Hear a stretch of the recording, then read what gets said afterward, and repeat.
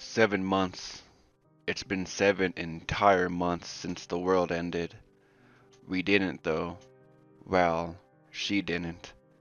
Allie survived. I did an hour ago. I was so stupid. I didn't check my corner and now I'm paying for that mistake. Allie sits across from me, staring into the crackling fire with her puffy eyes soaked with salty tears. She knows I'm dead as well. I have a few more hours at best.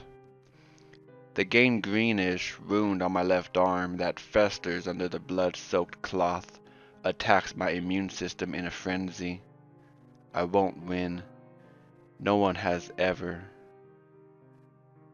My fever had already kicked into full gear by the time we made it back to our small little camp near a sizable lake. It was perfect for catching fish and kept the two of us fed most days. The fish didn't taste half bad either. It's funny. I'm about to die and I think of fish. I guess your mind goes numb, forgets about the tragedy of the present and lets you float around in the endless space known as imagination. That can't be right. I can remember all the tragedy. In the first days of the outbreak, I lost so many loved ones. Then, as the months progressed, the ones we fled with perished as well. I just don't feel anything. I guess that's death for you. The pops from the campfire echo the only sound through the dark, desolate forest. Bunches of pine needles and globs of dirt pad the ground beneath me. Our camp isn't the next bunker by any standards, but it does its job. Boards of plywood and thick rope make up the perimeter. Beyond that are tripwires attached to strings of empty cans, allowing us to be alerted of any intruders. I actually began to like this place. We put so much effort into it, and it was our safety net from the outside world. But now I'm leaving it. I'm not sure where I'll go. I never believed in that religion stuff, especially after the initial pandemic. What God would allow this hellish nightmare we live every day. I'm so worried about Allie. We've known each other for 8 months. We were little more than acquaintances when everything turned to chaos. We bonded so closely and shared the same trauma of this cruel world. I love her, but now I can't think about that. I have to think about how she is going to survive. I was always there to watch her back or carry the extra supplies. Allie is strong though. I believe in her as much as I can. For me though, not so much. My entire left arm has fallen victim to the spreading disease. Most of the flesh around the wound has gone black and painful to the touch. My joints feel like they are splintering every time I move. I've grown so weak in the short amount of time I've been infected. Like I said, I died earlier today. This is just a shortened decay, and I think I am ready for it to end. Al, Allie, I think it's time.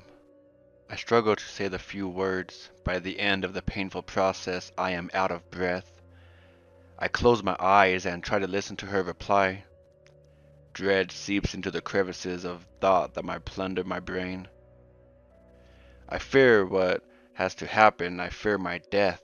I fear the outcome that was prepared for me from the beginning.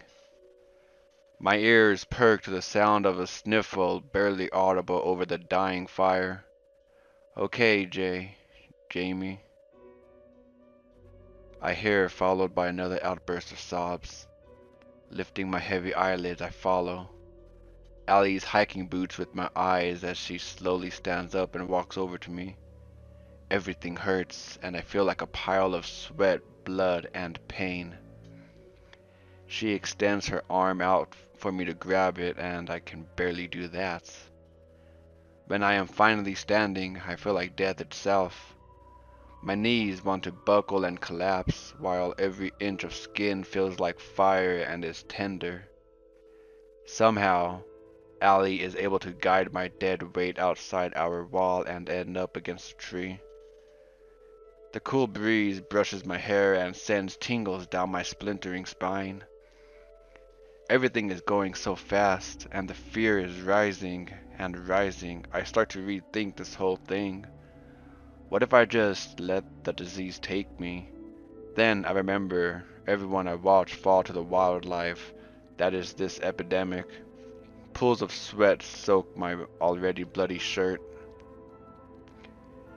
Hey, Allie, I don't know if I can do this. I push out without thinking. Every regret I've ever had starts cycling through my head. My breathing becomes rushed as I start to hyperventilate. Jamie, stop. We know we have to do this. I have to do this. You said you were ready. Allie pleads with tears in her eyes. I know. I understand the entire process. This has to happen. It's just really scary up close. I need to do it for her. I take a few deep breaths and try to calm myself down. I can do this. I need to do this. Oh, okay. I say into the wind. Allie tries to hold back tears as she nods with me. She breathes in, then out, letting herself calm down.